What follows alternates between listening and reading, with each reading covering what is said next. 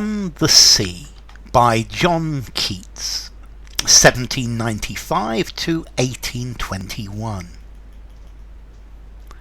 It keeps eternal whisperings around desolate shores, and with its mighty swell gluts twice 10,000 caverns, till the spell of Hecate leaves them in their old shadowy sound.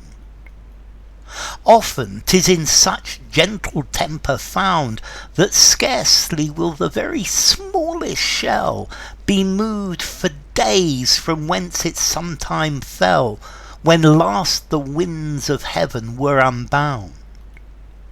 O ye who have your eyeballs vexed and tired, feast them upon the wilderness of the sea. O ye whose ears are dinn'd with uproar rude, or fed too much with cloying melody, sit ye near some old cavern's mouth and brood, until ye start, as if the sea-nymphs quiet. Okay, this is a sonnet by John Keats. This is an ode.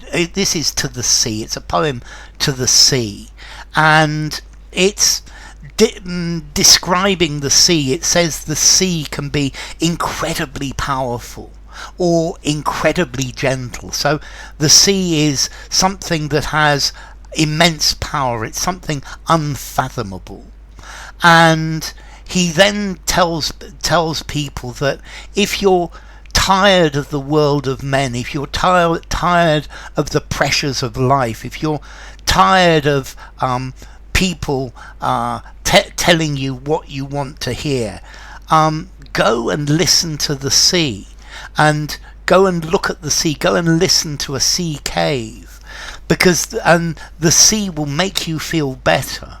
The sea is an unknowable force, and the sea is under the spell of Hecate. Hecate was the Greek goddess of magic, of witchcraft, and the moon.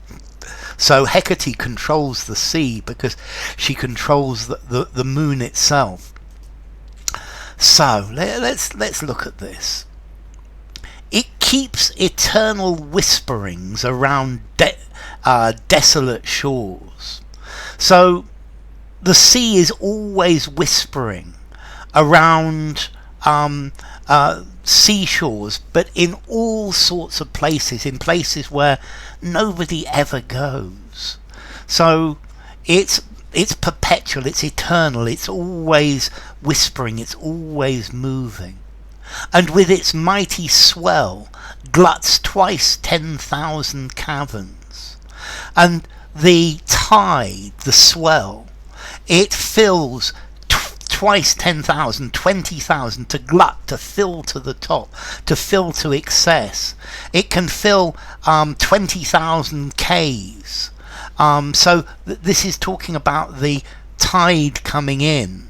The powerful tide will flow over the caves until the spell of Hecate leaves them, their old shadowy sound. And this is the sea coming in, that the sea is controlled by Hecate, by the moon pulling on the sea, and the sea will come up and fill with lots of water, fill these caves. And then when the spell of Hecate, when the magic of the moon recedes, the sea recedes again, and the caves make their old sound. They make leave these caves dark and quiet once again. Often 'tis in such gentle temper found, that scarcely will the very smallest shell be moved for days from whence it sometimes fell, when the last winds of heaven were unbound. So very often the sea is incredibly gentle. It's in a kind, gentle, calm mood, and even the very smallest shell is not moved for days and days and days. So the sea will hardly move the tiniest little shell from the place where it fell, from the spot where it fell. Last time the winds of heaven were unbound, the last time there was a storm. So this shell was thrown up and moved around and around and around in the last storm, and then the storm went, and the sea was incredibly calm, and the shell fell to this spot, and it can be unmoved for days. So you never know if the sea is going to be calm or rough. So the sea is very changeable. Here we have the changeability of nature. That nature has various different facets. And now we have the volta, the change. O ye who have your eyeballs vexed and tired. So those of you out there who are angry, who are irritated, who are exhausted, and your eyes are tired, go and look at the sea. Feast them, feast your eyes. Give your eyes the wilderness of the sea, the vast open area of the sea. So go, if you're tired, if you're tired of your eyes hurt, go and look at the sea. Go and contemplate the sea. O ye whose ears are dinn'd with uproar rude, or fed too much with cloying melody. So those of you who are sick of the loud uproar of life, all of the noise and the shouting of the city, the shouting of the world of men, the demands of our society. Or maybe you are fed too much with cloying melody. So to cloy is something that it tastes or smells too sweet, and therefore it's unpleasant.